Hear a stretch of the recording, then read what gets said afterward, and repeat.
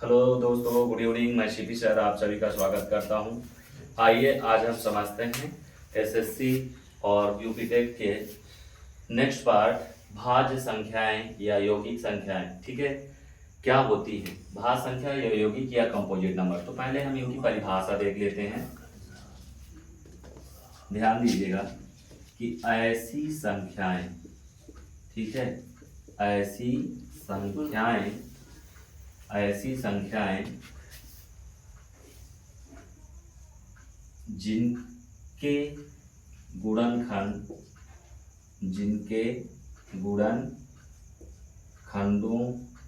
की संख्या दो, ऐसी संख्या जिनके गुणनखंडों की संख्या दो से अधिक हो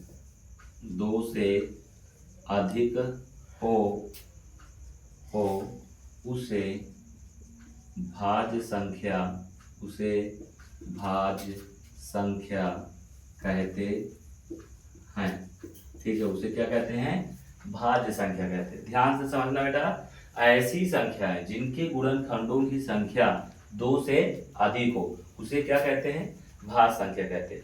इसके पिछली क्लास में हमने बताया था कि गुणनखंड क्या, यहाँ पर क्या होता है कि वे संख्याएं जिनसे दी गई संख्या पूर्णतः विभाज्य हो जाए उसे हम गुणनखंड कहते हैं।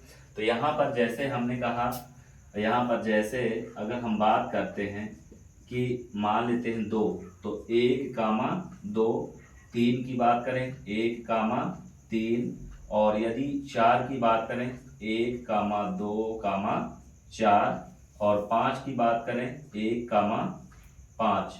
ठीक है, 1, 5, और 6 की बात करें बेटा तो 1, 2, 3, 6। तो यहाँ पर ध्यान देना है बेटा कि ये कितने गुणनखंड हैं। यहाँ पर गुणनखंडों की संख्या, ठीक है, यहाँ पर गुणनखंडों की संख्या कितनी है? 1 और 2।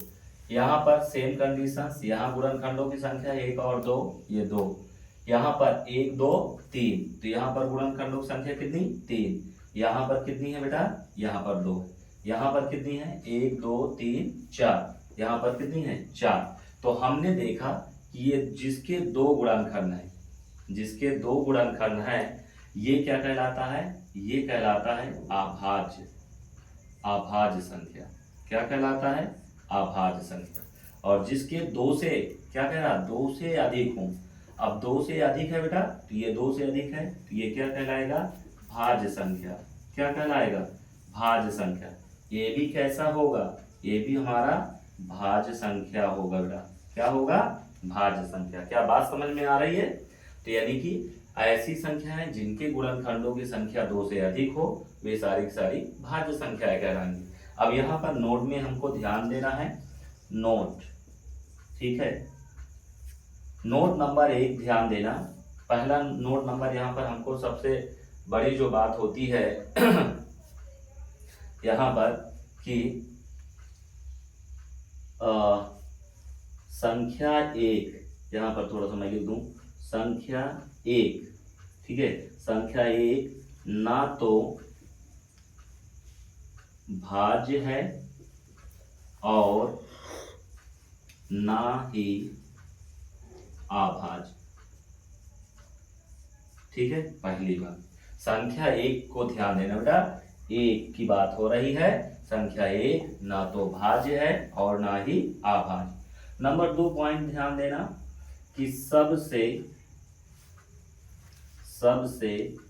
छोटी भाज्य संख्या, सबसे छोटी भाज्य। अब देखो मैंने 2 से लिया, 2, 3, 4, 5 ऐसे कर लिया, तो सबसे छोटी भाज्य संख्या की अगर बात करूं तो हमारा सबसे छोटी भाज्य संख्या क्या है? 4। तो यहाँ पर हमने लिखा 4। फिर तीसरी बात यहाँ पर आ जाती है कि सबसे छोटी, ठीक है, वो सबसे छोटी समभाज्य संख्या। यहाँ पर ध्यान देना, 4 तो पहली बात 4 तो आपका भाज्य संख्या है ही है, ठीक है। लेकिन यहाँ पर कहा सबसे छोटी सम, तो ध्यान से देखना 4 क्या है, भाज्य है और पहली भाज्य है, और ये सबसे छोटी है और सम भी है। कैसा है, सम। तो यहाँ पर उत्तर क्या आ जाएगा 4 आ जाएगा, सॉरी, तो ये 4 आ गया। फिर इसके बाद चौथा पॉइंट कि सबसे छोटी, ठीक है, विषम भाज्य संख्या, सबसे छोटी विषम भाज्य संख्या। तो यहाँ पर बेटा सबसे छोटी विषम भाज्य की बात कर रहे हैं। तो यहाँ पर देखो 2 3, तो ये तो क्या है, ये अभाज्य है, ये होगा नहीं। 5 हमारा होगा नहीं, ये सम है। 7 इसके आगे आएगा, 7 भी क्या है, अभाज्य है। 8 आएगा तो सम होगा, तो 9 होगा। तो यहाँ पर 9 क्या है, 9 आंसर होगा इसका। क्या हो जाएगा बेटा, 9। अब इसके बाद लास्ट पॉइंट हमें बचता है कि सबसे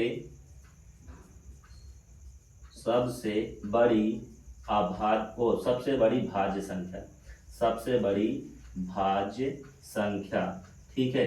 सबसे बड़ी भाज्य संख्या की बात आए तो भाई पता नहीं कहाँ तक आप काटने जाएंगे, बहुत सारी संख्या मिलेंगी। तो ये क्या हो जाएगा, अज्ञात। क्या हो जाएगा, अज्ञात। ठीक है।